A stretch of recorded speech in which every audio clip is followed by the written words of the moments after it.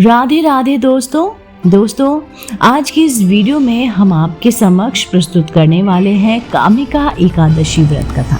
जी हाँ दोस्तों, जय श्री हरि।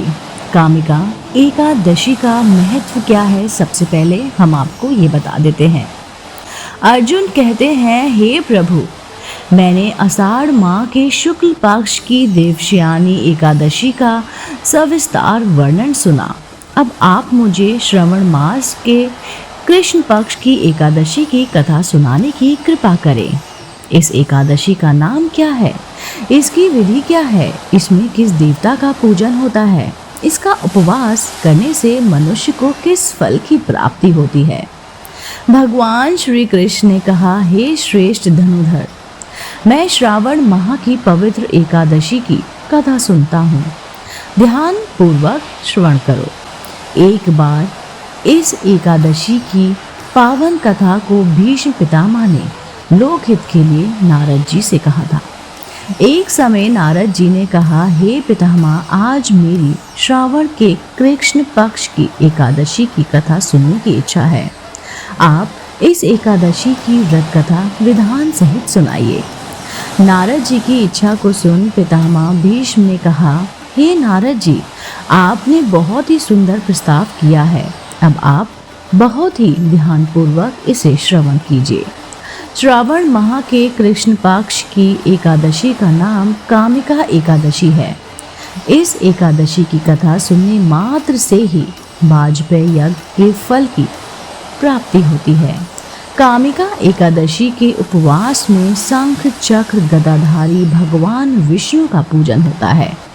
जो मनुष्य इस एकादशी को धूप दीप नैवेद्य आदि से भगवान विष्णु की पूजा करते हैं, उन्हें गंगा स्नान के फल से भी उत्तम फल की प्राप्ति होती है। सूर्य ग्रहण और चंद्र ग्रहण में केदार और कुरुक्षेत्र में स्नान करने से जिस पुण्य की प्राप्ति होती है, वह पुण्य कामिका एकादशी के दिन भगवान विष्णु की भक्ति पूर्वक पूजा करने से प्राप्त हो जाता है। भगवान विष्णु की श्रावण माह में भक्ति पूर्वक पूजा करने का फल समुद्र और वन सहित पृथ्वी दान करने के फल से भी ज्यादा होता है। व्यतिपात में गंडकी नदी में स्नान करने से जो फल प्राप्त होता है, वह फल भगवान की पूजा करने से मिल जाता है। संसार में भगवान की पूजा का फल सबसे ज्यादा है। अतः भक्ति पूर्वक भगवान की पूजा ना बन सके तो श्रावण माह के कृष्ण पक्ष की कामिका एकादशी का उपवास करना चाहिए। आभूषणों से युक्त बछड़ा सहित गोदान करने से जो फल प्राप्ति होती है, वह फल कामिका एकादशी के उपवास से मिलता है। जो उत्तम द्विज श्रावण माह के कृष्ण पक्ष की कामिका एकादशी का उपवास करते हैं तथा भगवान विष्णु का पूजन करते हैं, उनसे सभी देव नाग किन्नर प्रेत आदि की पूजा हो जाती है। इसलिए पाप से डरने वाले व्यक्तियों को विधि विधान सहित इस उपवास को करना चाहिए।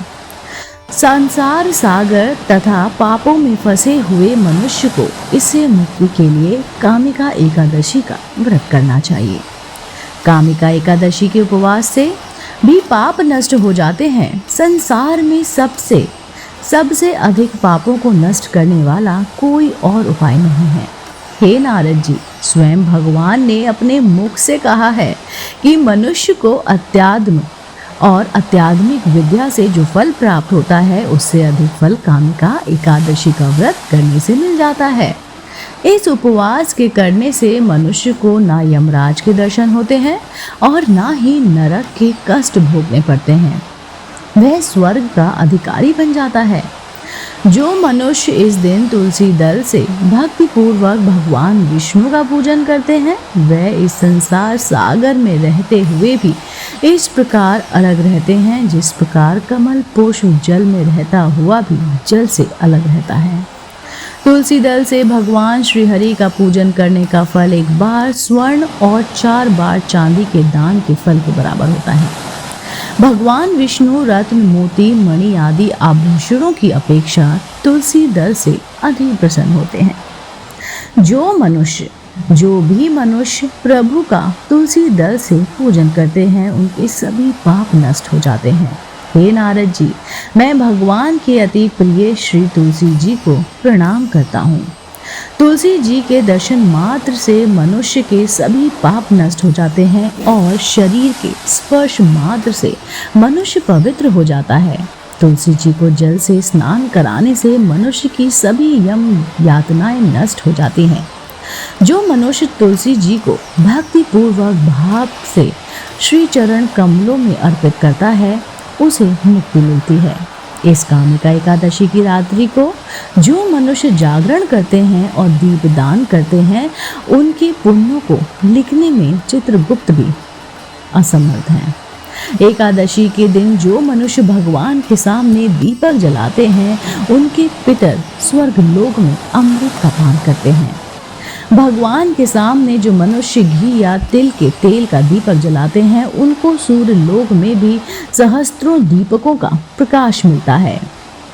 दोस्तों, चलिए इसी के साथ शुरू करते हैं कामिका एकादशी व्रत कथा।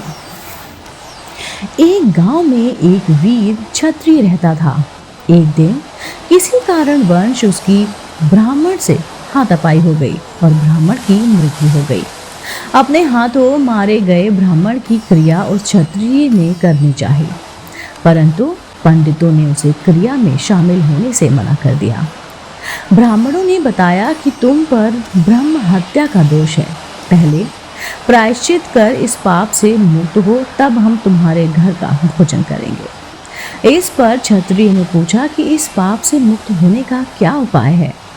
तब ब्राह्मणों ने बताया कि श्रावण माह के कृष्ण पक्ष की एकादशी को भक्ति भाव से भगवान श्रीधर का व्रत एवं पूजन कर ब्राह्मणों को भोजन करा के सदा शृणा के साथ आशीर्वाद प्राप्त करने से इस पाप से आपको मुक्ति मिलेगी। पंडितों के बताए हुए तरीके पर व्रत कराने वाली रात में को दर्शन देकर कहा, तुम्हें ब्रह्म हत्या के पाप से मुक्ति मिल गई है। इस व्रत के करने से ब्रह्म हत्या आदि के सभी पाप नष्ट हो जाते हैं और लोक में इंद्र लोक में सुख भोग कर प्राणी अंत में विष्णु लोक को जाते हैं। इस कामिका एकादशी में और एकादशी के महात्म्य में श्रवण व पठन से मनुष्य स्वर्ग लोक को प्राप्त करते हैं। जय श्री हरि। दोस्तों, उम्मीद करती हूँ आपको आज की कहानी जरूर पसंद आई होगी। अगर आप ऐसे ही धार्मिक पौराणिक कहानी कथाएं सुनना पसंद करते हैं तो आप मेरे चैनल आध्यात्मिक कहानियों को तुरंत से लाइक कीजिए, शेयर कीजिए और सब्सक्राइब कीजिए। मैं आपको मिलती हूँ जल्द ही इसी चैनल पर नई रोचक जानकारी और कहानी के साथ। आप देख रहे थे आपका अपना पसंदीदा YouTube चैनल आध्यात्मिक कहानियाँ।